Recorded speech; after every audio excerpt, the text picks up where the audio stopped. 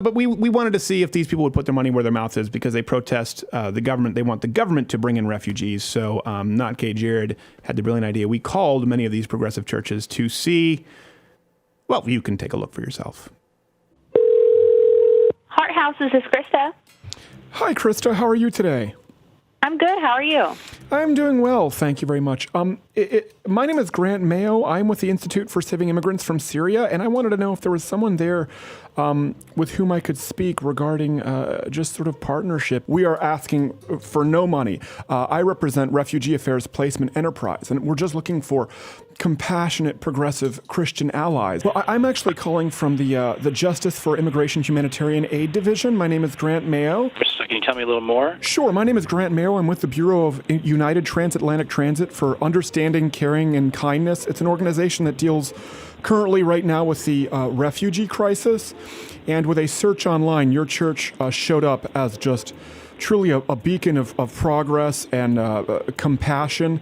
And we wanted to see who we could speak with there and partnering up and providing as well as receiving some assistance. Your church is very public about your progressivism, correct? Yes, thank you. Well, it's just very impressive. It's very Christ-like to open the doors, wide open without so much as security clearance. We've seen online about the current refugee situation and the need to help them. I think we're both on board with that, correct? Yes. Okay, so how many can I put you down for? I'll have to get back with you on that. Well, I mean, time is of the essence. We have some people here who've obviously come over, on planes, and some by land, some by sea, land or sea or foam, correct? Just want to see how many you can house there at your church.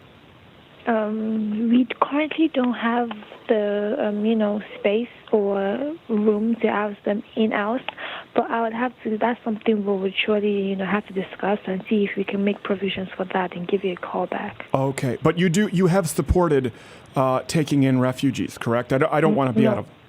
No, not here, not in the church, Okay, but you have in general, being compassionate, yes? Yes, we have. Just not in your church?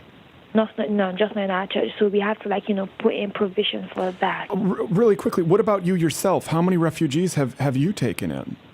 I haven't taken any. Oh, well, that's perfect. We have 2 right now who are ready to go. They're fantastic. They're very friendly. I don't have the space or the capacity right now. You don't have space? You don't have space in your heart? Well, I want to make sure off the bat, though, I'm not mistaken in understanding that church is a progressive church, correct? Very much so. Let me ask you, before I give you my information, how many refugees have you housed there at the church? We're trying to take a little bit of a survey here. We don't house them within the church building. Do you know anyone there who has? Anyone who has personally taken one into their home, or a church personally who's housed them? Like I say, we don't. That's not what we do here. Sure. No, that wouldn't be expected. We don't house refugees. Right. No, we wouldn't expect you to do that. But speaking out in support of it is certainly almost the same thing. Yeah. I'm not sure what you're asking. Well, I know the church's position has been to support the helping of the needy and refugees, and we have refugee elementary children who we are bringing, again, Justice for Immigration Humanitarian Aid Division. And since that is your department at the church, I would just like to know, how many we could bring in there that you could help out. Well, I'll tell you what, my philosophy is I don't turn anybody away. Sure. So, okay. And if there's something a program that we offer that anybody would be interested in, Sure. We'll be happy to help in any way we can. Sure. So, like housing. We need to What do you mean? Well, we need to house refugee children. They need a place to live. No, I have no inkling on how to approach anything like that at all. It's very simple. You open your door and your heart. Well, yeah, my position here is to provide faith formation programs for children and families. Sure. So how many can we put your department down for? You mean to come here for faith formation? Yes, and for faith formation, certainly. And, food, shelter, sleeping bags if you have them. I can handle the part about faith formation, but that's Sure. about it. But what better social services program than the body of Christ? I mean, that's the goal in all of this is to... Yeah, but what I'm saying is we don't have a facility here where people can sleep and shower and eat and stuff like that. Oh, you don't have bathrooms there? No. Well, we have restrooms, but they're in the school. Oh, well, perfect. There you go. There's room in the school. Yeah, right. Try that. I understand. Believe me, I understand where you're coming from. It is not without its concern for the other children. Obviously, when we're talking Right. about assimilation, and some of these children, frankly, act out very violently. Do you know if the church has taken in, at least as I call back down my list, has this No, church they taken haven't in? because there's nowhere to put them. What about the homes of the pastors or yourself? Do you have room for a small child in your heart? You know what? This is really a good idea for us to talk about here. Yes, We're I'm not so set glad up we're to do talking. anything today, but maybe this is something we should talk about. Absolutely. Yes. Yeah. Why don't you call me back in a couple of weeks, and hopefully I'll, see what I can do. Oh, but they'll be deported by then. That's the issue is with the immigration ban right now. They're Yeah. here currently. Well, there isn't anybody here right now today for me to talk to. Well, you and can I don't talk have to the this authority to child. give you a yes or no answer. This child just wants someone to talk to. Tell And me it's- what your name is again. My name is Grant Mayo with the Justice for Immigration Humanitarian Aid Division. Okay. Yeah, and that's Mayo, M-E-O. Not some people think like mayonnaise and they shorten it, and that's just grossly offensive. But even listen, if it's temporary, if you or just a member who's there right now who has an extra cot. There's no one here for me to run this through to get approval. Sure. No, but I mean individuals. You can just start calling down the list and see if people have room. That's what we're looking for. Right. Yeah, I would have to get permission to be able to do that. Sure. So do you need permission from your husband? True. Well, let's get him on the line. I mean, listen, these kids come from a very patriarchal society. They'd be very understanding. Yeah. Thank you.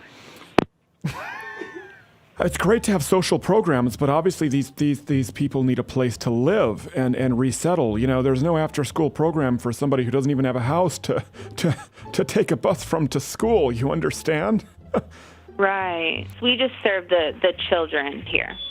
Okay, so you serve the children. Well, I just so happen to have children, ages 4 and 13. 13's at that problem age, but good kids, really good kids, and we need to find a place for them. What about you yourself? We've opened our houses personally. We know people have been calling for this. We're just looking for true progressives to open their homes and hearts. Is that something you'd consider? I am not in a place to do that right now. Well, why not? I'm a student and I am about to get married, and so that's not something that I could do. But there is another place. But you do encourage others to do so. Most definitely. Yes. Okay. So we're on board. Other people should be doing this. You're getting married and you're a student, so you can't do it right now. Correct. The problem is a 13-year-old here, Madula Ambamgata cannot wait because he may be shipped right back. There are people who've been, I'm sure you've heard about the ban, the crisis, where they've come here and they may have to go back if they're from the 7 countries. And I mean, we need to resettle them now. We don't have time for someone to call us back 2 weeks in and then, offer them, some intramural basketball. Okay, well, I'm sorry. We're definitely not the place for that. Hi, this is Melissa. I'm the operations manager. What is it that you need? Hi, Melissa. How are you today? I'm good, thank you. Good. This is Grant Mayo with the Institute for Saving Immigrants from Syria, and we work to resettle refugees. We have just been coming up against a dead end, Melissa. We have been trying to get these poor people coming from war-torn countries, refugees, many of whom are still, middle-aged males, into homes here. And there are a lot of organizations who have extracurricular activities, who have support groups, but we need homes. And we wouldn't be able to do any of that. What about you, Melissa? Do you have a spare bedroom?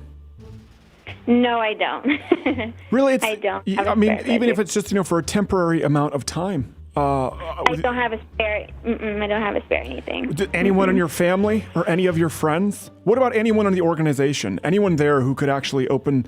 I mean, I have 4 right now, and believe me, I've rescued animals as well. You know, and my home is just a revolving door of people who need help.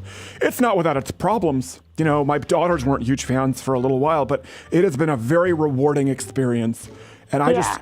Absolutely, and I get it because, like I said, we work with our kids who are refugees, so we've heard the horror stories and we've heard everything. I mean, that's where our heart and our passion lies. Oh, what horror stories? We understand that it's a crisis situation, emergency situation. Sure. But like I said, our organization doesn't do anything like that. No, not the organization. Just any of the people there. But since you called our organization, you can't really ask me on a personal level or my family if we can open our homes. So you could try like residential homes or calling people's individual. Oh, do you live in a corporate homes, office?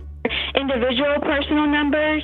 P.O. box? This is the place for that since we're a nonprofit. Sure. So I have to say no. Sure. And I hope you have a lot of luck with your search. Sounds like you're doing really rewarding things. But we're not getting anything done. No one will take these people in. Thank you so much. Bye-bye. Well, I wish I could say the same. Thanks. No.